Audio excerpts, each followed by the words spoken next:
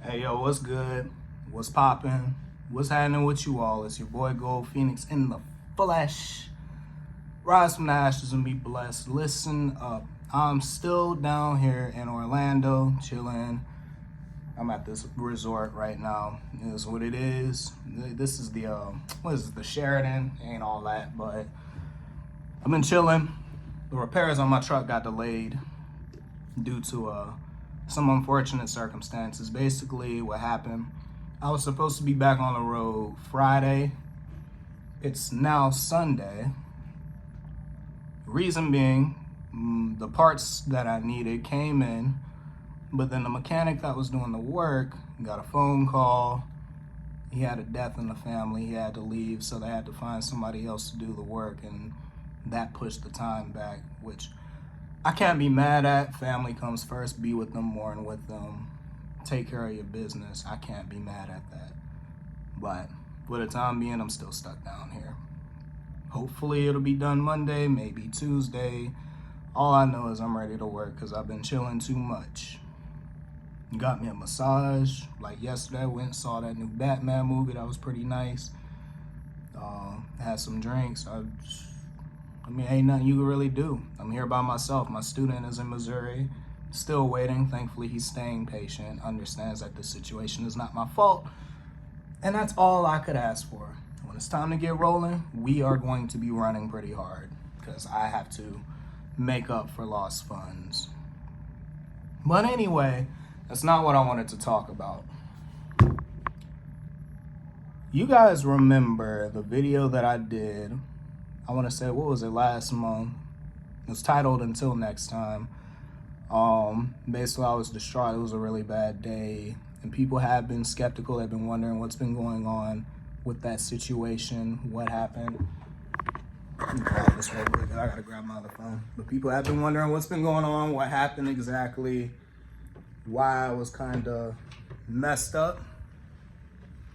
Well, that's what I wanted to talk about. Put this back down right here. Got a phone call today from my lawyer. Everything cleared. I'm off the hook. And now I could talk about it. Let me grab my, needed that. This is by far the most jacked up situation I've been in since I started driving a truck. Probably one of the most stressful situations I've been in my entire life. And I wouldn't wish this on anybody. Okay, I've lost so much money. I've had a lot of sleepless nights. I've had just a lot of stress. You know, and today is honestly the first time since that's happened that I felt any, I guess you could say, serotonin in my system. I've been pretty I don't want to say depressed, but I haven't been happy. I've been worried constantly. I've been stressed constantly because the severity of the situation, you know, one way or another, regardless of if I was at fault or not, which I wasn't. Let's make that very clear. I understand what could happen. I understand what could have happened to me. I could have been in a position that I really didn't deserve. I didn't deserve any of it, really. But it could have got a whole lot worse. It really could have. But basically, this is what happened last month. Because I know y'all been wanting to know. So I had this load that I had brought in from California. I brought it from City of Industry, California.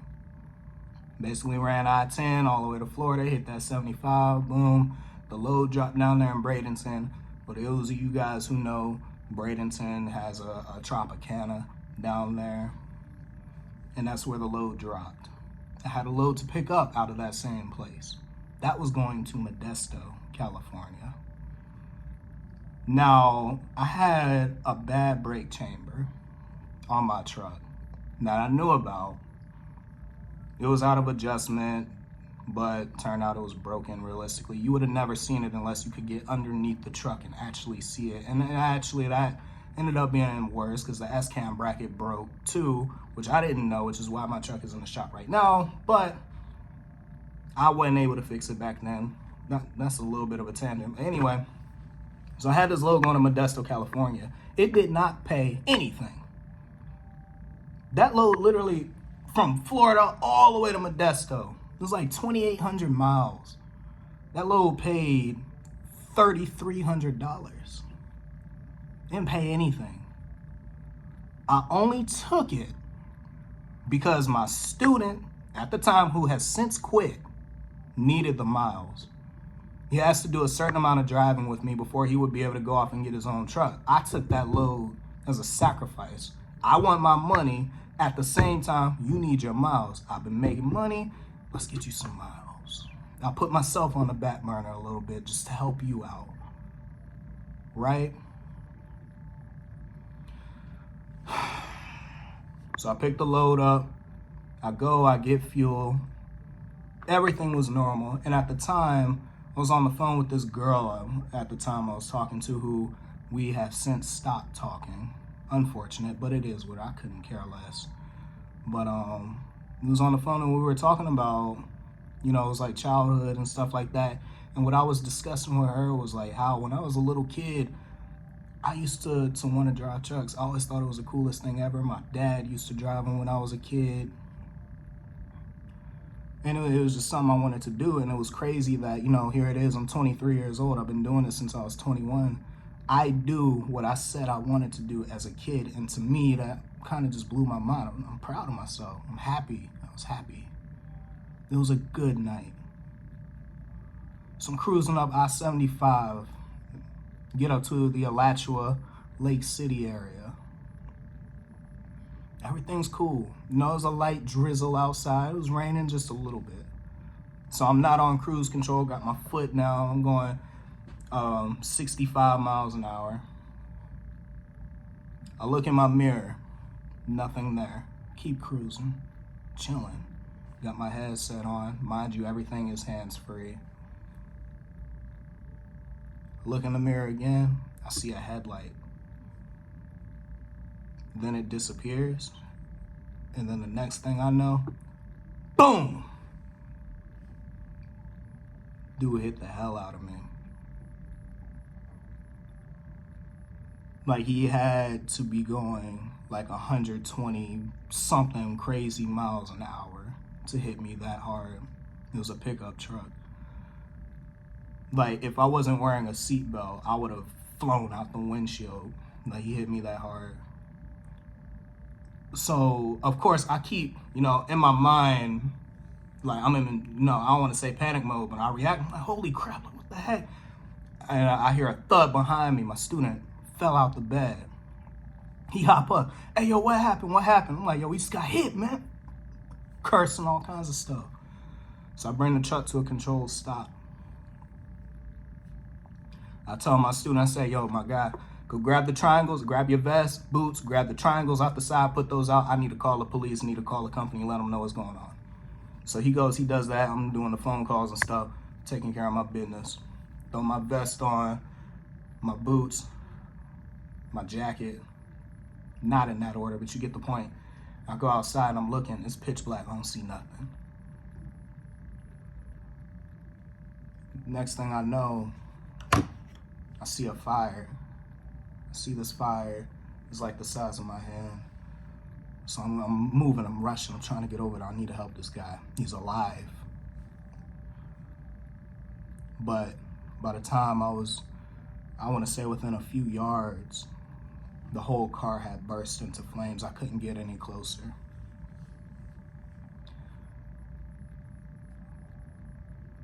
So now I'm looking at this. And I hear my student, he said, yo, don't get any closer, man. That thing on fire, you don't know what could happen. And I hear him, but the only thing I want is to help this man, even though I know it's too late. All I could do is watch. And then the car, it exploded. Just right before my eyes, it just blew up. Needless to say, he didn't make it. And if anyone's ever seen Star Wars, dude looked like Anakin Skywalker after that fight with Obi-Wan. Dude was messed up. It was really messed up. Look, it's that right there. That was after they put it out. That's his bumper lodged in my trailer.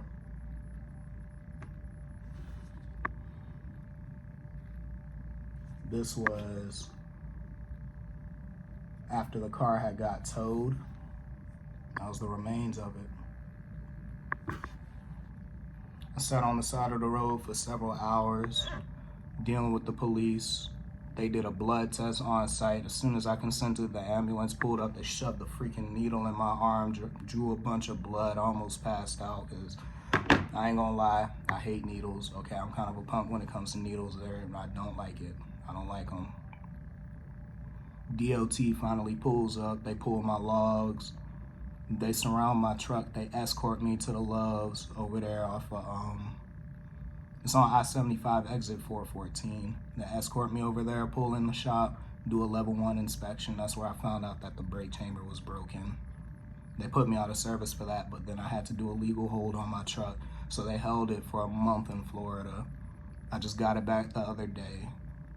But I'm still not able to work until that gets fixed, plus the S-cam bracket that needs to be fixed too, and it's taking longer than expected, but it is what it is. And if you guys want to know what all of this is costing me, well, it's in the title. This is by far the most stressful trial I've been through. And just in recent memory, it's been messed up. It was pretty messed up. And the crazy part is, it could happen again. I hope it doesn't, but it could. You don't wake up, see, as a driver, you don't wake up thinking about that kind of thing happening. You know it's a possibility, but we just want to make a few dollars, make it home to our family. You know what I'm saying? Enjoy the fruits of our labor. That's all we want. We just want to make an honest living.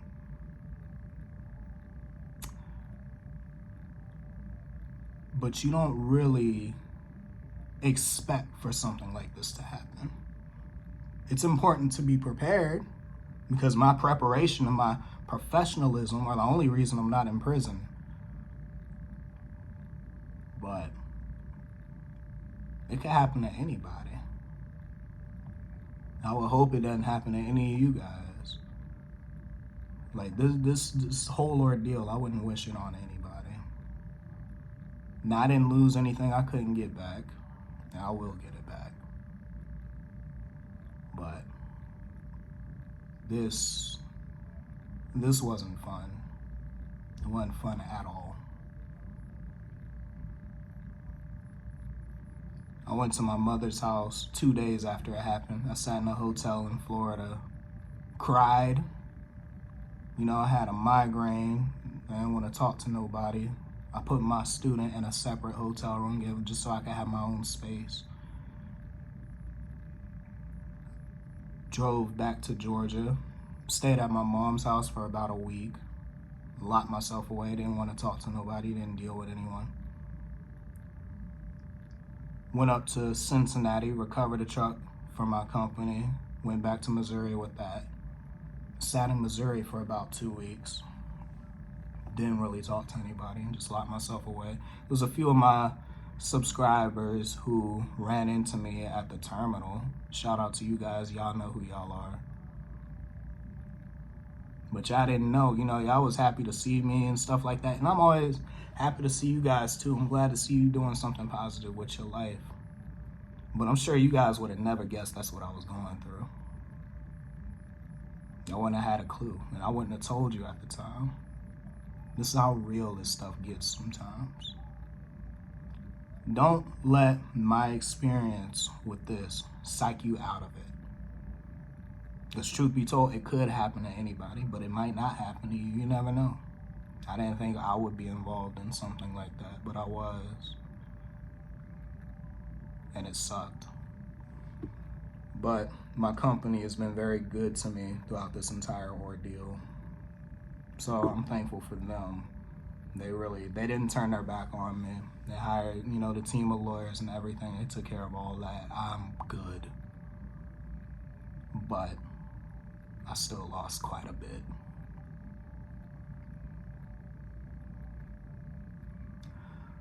But next order of business is getting it back, which I will. So I figured I would share that with you guys because I know some of you have been wondering. I know some of you hadn't forgot. I told you guys I would tell you, so now that I'm free to speak about it, now you guys know. Now, as I always tell you guys, be happy, stay blessed. Do not be afraid to make drastic changes in your life. It might end up being the best decision you ever made. I'm Gold Phoenix, and I'm out.